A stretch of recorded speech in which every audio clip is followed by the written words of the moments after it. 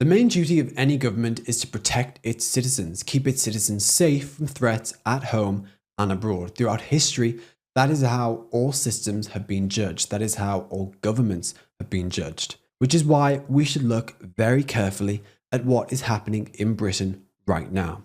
Last week, the new Labour government announced it would be releasing 5,500 prisoners early.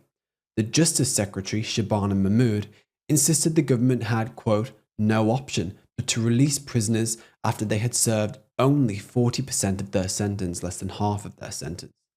Will soft on crime Shabana take any responsibility for the criminals that she is releasing back onto Britain's streets? I think we all know the answer to that. But this decision is an extension of a scheme called the End of Custody License, or ECSL, which was launched in October 2023 under the Conservative government. The scheme allowed prisoners to be released up to 18 days before the end of their sentence. This was then extended to 35 days and then again to 70 days.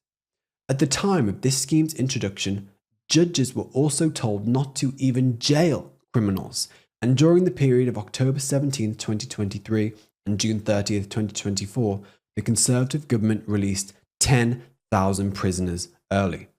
The excuse for releasing prisoners early and not even jailing people at all is that Britain's prisons are overcrowded and that there is apparently no time to build new prisons before they overflow. This is not an adequate excuse.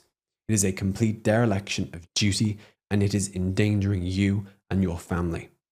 China built a hospital for 1,000 patients in 10 days in 2020, and Britain built a prison for 1,700 prisoners in 45 weeks. But there are also prisons such as Shrewsbury Prison, which was closed only in 2013 and is now operating as a tourist destination. Shrewsbury could be reopened given the grave circumstances. Politics is about action, and if the system and the people that you elected to run that system cannot act to build more prisons, then it should be very clear that they do not care for our safety. They do not care for your safety, and they certainly do not care for your children's safety. So we will be keeping track and highlighting prisoners who have been released early by this rotten system, who then go on to commit even more crime, because I'm sure that there will be many.